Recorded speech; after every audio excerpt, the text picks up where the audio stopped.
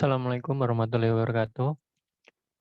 Perkenalkan nama saya Eva Yuliana Saputra, NIM 8030180002. Pada kesempatan kali ini saya akan mengkonfigurasi PPP dengan autentikasi CAP. Oke, saya mulai. Untuk yang pertama disiapkan yaitu sebuah router. Routernya berjumlah 3. Oke. Lalu setelah router kita gunakan alat switch berupa 2 buah. Kemudian siapkan juga PC sebanyak 2.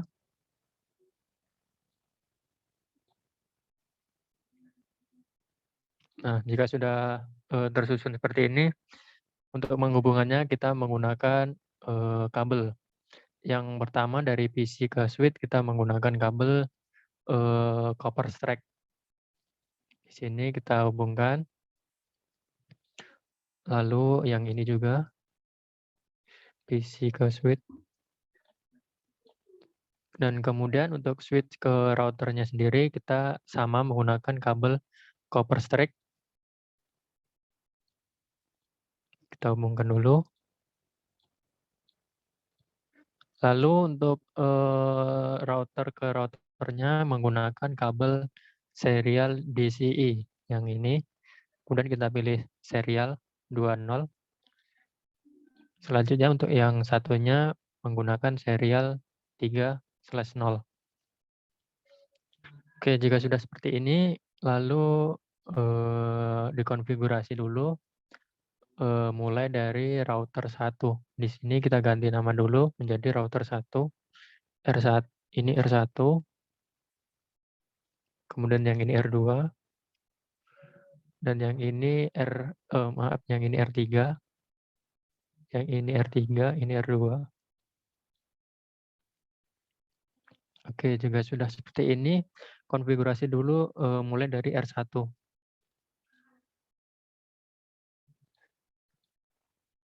Oke, kita ke CLI, yang di sini kita pilih no.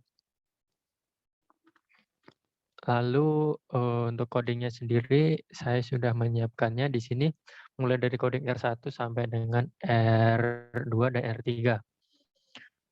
Nah, di sini yaitu ada codingan dari R1. Untuk di R1 di sini saya menggunakan IP 192.168.10.1. Saya tulis dulu di sini. 192.168.10.1. Kemudian untuk yang di R2, untuk yang maksudnya yang di R3 menggunakan IP 20.1. 20.1. Oke, jika sudah seperti ini, kita setting dulu yang di router 1. Yang ini tadi codingnya sudah saya siapkan. Hostname R1, username R2, password P3PAP, interface SE2/0, kemudian IP 10.0.0.1,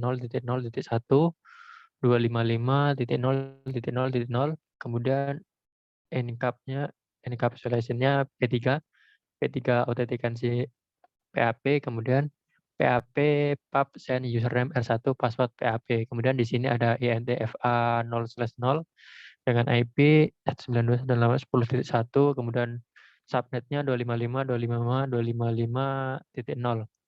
Kemudian di sini ada network yaitu 10.0.10.0.0.0, kemudian 255.255.255.0 area 0. Kemudian ada network juga di sini 192.168.10.0.0.0.0.255 area 0. Kemudian jika sudah seperti ini, di-copy saja yang di sini dari R1, saya copy. Kemudian dipastikan di CLI pada konfigurasi R1. Dipaste saja kemudian di-enter. Nah, di sini sudah ada keterangan built-in configuration oke. artinya sudah selesai dikonfigurasi, kemudian lanjut ke router R3 yang dengan IP 192.168.20.1, masuk ke CLI, kemudian sama, pilih no, lanjut ke codingannya atau settingannya dari R3. Untuk codingannya sendiri tidak jauh berbeda dari R1, hanya berbeda di IP. Jika di R1 menggunakan IP 192.168.10.1, namun di R3 berbeda menggunakan IP 192.168.20.1.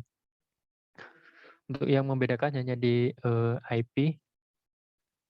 Kemudian di sini ada username R2, password P3, cap. Nah, kemudian di interface SE3/0 juga menggunakan IP 20.0.0.1, 255.0.0.0. Kemudian ada P3 authentication cap. Selanjutnya ada network juga. Nah, jika sudah seperti ini, sama seperti yang di R1 tadi, disalin saja di sini sampai di do write, disalin, kemudian di paste di CLI R3, di paste, kemudian di enter.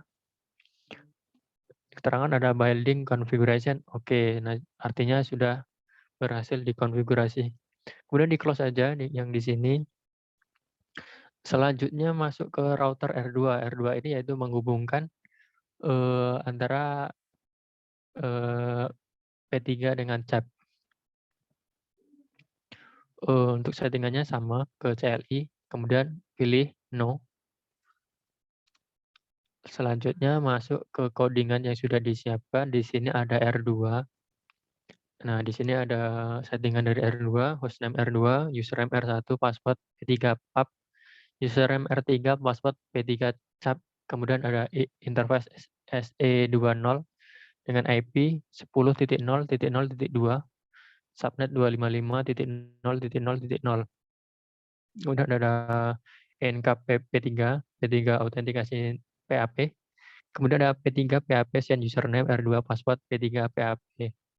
Selanjutnya ada interface SE3/0, ada IP address 20.0.0.2 dan subnet 255.0.0.0. Kemudian ada sama encapsulation P3, kemudian P3 authentication CAP. Kemudian ada network juga di sini, router OSPF 10, network 10.0.0.0, subnet 255.255.255.0, area 0. Kemudian ada network juga di sini 20.0.0.0, 255.255.255.0, area 0. Itu yang ada di codingan dari R2 sendiri, sama kita salin. Jika sudah disalin, dipastikan di CLI pada konfigurasi R2, di paste. Kemudian jika sudah di paste, langsung di enter. Keterangan building configuration oke. Artinya sudah dikonfigurasi. Nah, di sini dari router 1, 2 sampai 3 semuanya sudah dikonfigurasi. Selanjutnya kita masuk ke PC atau komputer. Masuk ke PC yang PC 0. Kita masuk ke desktop, kemudian setting IP. Di sini untuk IP address gunakan 192.168.10.2 karena yang gateway-nya tadi 10.1. Kemudian subnet mask-nya sudah otomatis terisi. Default gateway-nya diganti ke 10.1, 192.168.10.1. Jika sudah, close saja, kemudian lanjut ke PC yang satu, desktop, IP. Setelah seperti ini, masukkan yang di sini 192.168.20, 192.168.20.1, kemudian di subnetnya, maaf salah, 20.2. 92.168.20.2, kemudian subnetnya sudah otomatis terisi, default gateway-nya 20.1, 168.20.1. Oke, ini sudah dikonfigurasi semua. Sekarang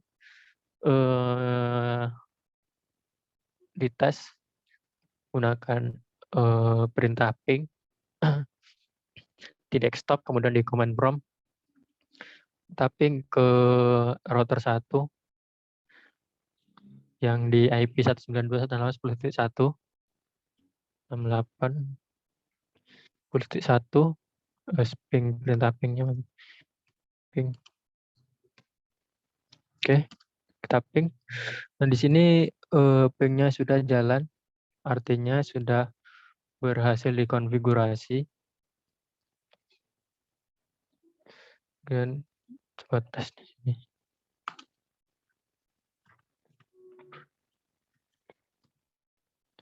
Yang di sini juga sudah jalan, artinya sudah berhasil dikonfigurasi. Kemudian kita coba dengan mengirim sebuah pesan di sini. Dari PC1 ke router berhasil. Oke. Mungkin untuk konfigurasi dari P3 dengan autentikasi CAP seperti ini. Apabila ada kesalahan maupun kekurangan, saya mohon maaf. Dan saya akhiri. Wassalamualaikum warahmatullahi wabarakatuh.